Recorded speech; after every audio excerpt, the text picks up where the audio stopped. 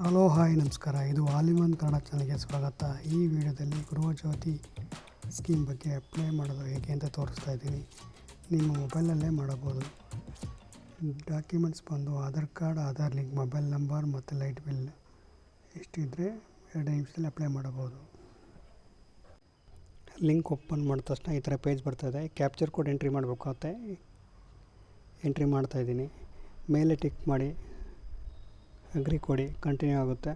Next page ಬಂದು ನಿಮ್ಮ Aadhaar number ಕೇಳುತ್ತೆ. ನೀವು ಆಧಾರ್ ಕಾರ್ಡ್ ರೆಡಿ ಮಾಡಿಟ್ಕೊಳ್ಳಿ. ಆಧಾರ್ ನಂಬರ್ ಎಂಟ್ರಿ ಮಾಡ್ತಾಯಿದ್ದೀನಿ. ಇದು ನೆಕ್ಸ್ಟ್ ಬಂದು ಆಧಾರ್ ಕಾರ್ಡಲ್ಲಿ ಯಾರ ಹೆಸರಿರುತ್ತೆ ಅದು ಬರ್ತದೆ. ನೇಮ್ ಬಂತು.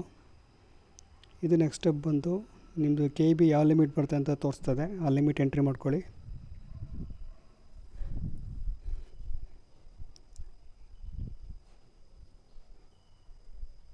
ಇದು ನೆಕ್ಸ್ಟ್ ಬಂದು ನಿಮ್ಮ ಲೈಟ್ ಬಿಲ್ ಅಕೌಂಟ್ ನಂಬರ್ ಅಂತ ಇರುತ್ತೆ, ಅದನ್ನು ಎಂಟ್ರಿ ಮಾಡಿ.